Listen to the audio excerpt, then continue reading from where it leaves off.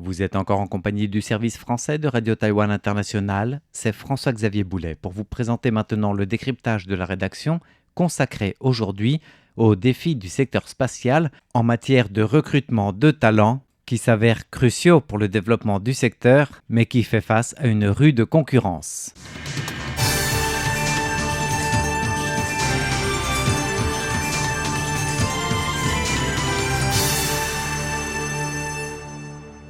Avec l'essor rapide des satellites en orbite basse et des communications par satellite, l'industrie spatiale taïwanaise évolue progressivement vers un modèle commercial.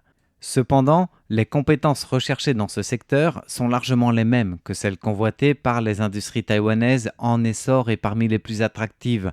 J'ai nommé ici les semi-conducteurs et bien sûr l'intelligence artificielle. Un dilemme de taille pour le secteur spatial taïwanais qui cherche à recruter justement suffisamment de talents pour soutenir sa prochaine phase de croissance. À cet égard, le directeur adjoint de l'Agence spatiale nationale taïwanaise, Yu Xiancheng, a concédé la difficulté de garder une attractivité pour le secteur spatial face notamment aux géants des semi-conducteurs. Lors de nos derniers recrutements, nous avons constaté que, probablement en raison du puissant effet d'attraction de TSMC, de nombreux talents se dirigent vers l'industrie des semi-conducteurs et vers TSMC. Il est donc effectivement un peu difficile de recruter des spécialistes en génie électrique et électronique. Nous essayons d'attirer les candidats grâce à l'intérêt de nos programmes spatiaux, dans l'espoir de retenir certains talents. Pour répondre à son objectif national, l'agence spatiale taïwanaise doit tripler ses effectifs, mais elle manque surtout d'experts en intégration des systèmes. Le directeur adjoint Yu Xiancheng a expliqué qu'avec la forte croissance du secteur spatial, la compétition pour les talents s'était considérablement intensifiée.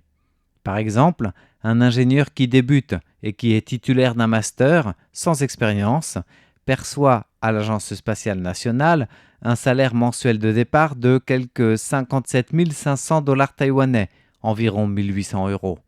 Ce niveau de rémunération est supérieur à celui de nombreux organismes de recherche, mais il reste très inférieur au salaire annuel entre 1 et 2 millions de dollars taïwanais, voire plus, fréquemment proposé dans le secteur des semi-conducteurs, qui reste le plus attractif, sachant que les profils recherchés aussi bien en matière de talent pour les semi-conducteurs que pour l'Agence spatiale nationale sont à peu près similaires. Depuis sa transformation en établissement public autonome depuis 2023, l'Agence spatiale nationale est passée d'un peu plus de 200 employés à 600. Mais malgré cette expansion, près de 90 postes nécessaires restent vacants, et principalement dans les domaines des satellites et des fusées, où l'Agence spatiale nationale a besoin d'ingénieurs systèmes, d'ingénieurs télécommunications, d'ingénieurs en avionique, de spécialistes du contrôle d'attitude, de développeurs logiciels et d'autres profils, même si le plus difficile profil à recruter reste bel et bien celui de spécialiste de l'intégration des systèmes capable de maîtriser plusieurs disciplines. Les compétences en intégration de systèmes sont les plus rares, car il s'agit d'un travail transversal impliquant plusieurs départements, unités et domaines. Il faut posséder des connaissances en génie électrique, électronique, mécanique et dans les technologies aérospatiales. Les profils véritablement pluridisciplinaires sont peu nombreux.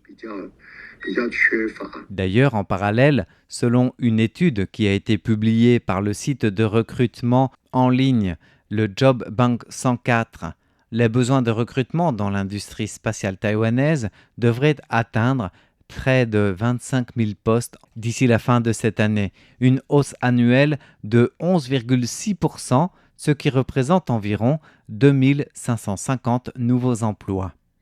L'analyse par catégorie montre que les métiers de la production, de la fabrication, du contrôle qualité et de l'environnement progressent de 27,5% avec la création de 966 nouveaux postes, ce qui en fait du reste la deuxième catégorie la plus recherchée devant l'informatique.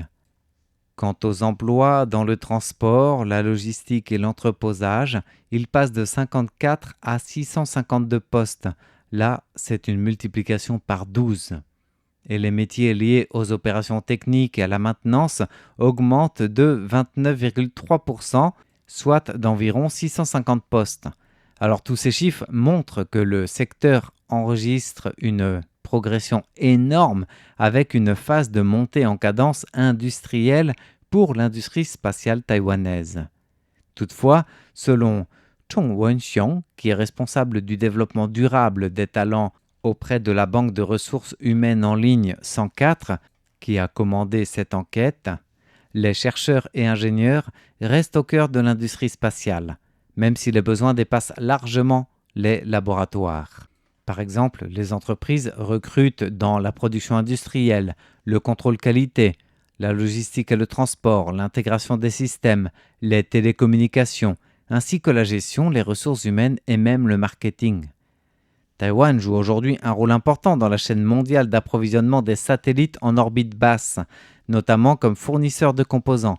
Et à mesure que la production d'équipements satellitaires et de pièces de haute précision augmente, les besoins en transport spécialisé progressent aussi, qu'il s'agisse d'acheminer les équipements des usines vers les sites de lancement ou vers les clients internationaux.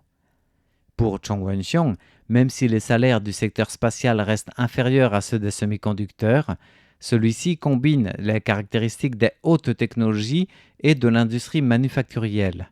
Autrement dit, face aux semi-conducteurs, le spatial taïwanais possède aussi des atouts. Ainsi, avec la croissance mondiale des satellites en orbite basse, des technologies de défense et des communications spatiales, le potentiel du spatial taïwanais de développement reste considérable. Il est vrai que l'industrie spatiale ne peut pas rivaliser avec le pouvoir d'attraction des semi-conducteurs et de l'IA à Taïwan. Les semi-conducteurs et les technologies de l'information constituent probablement le premier groupe. L'industrie spatiale et celle de la défense pourraient former un deuxième ou un troisième groupe sans être très loin derrière. Les rémunérations y seront nettement supérieures à celles des secteurs des services et les perspectives d'avenir sont excellentes.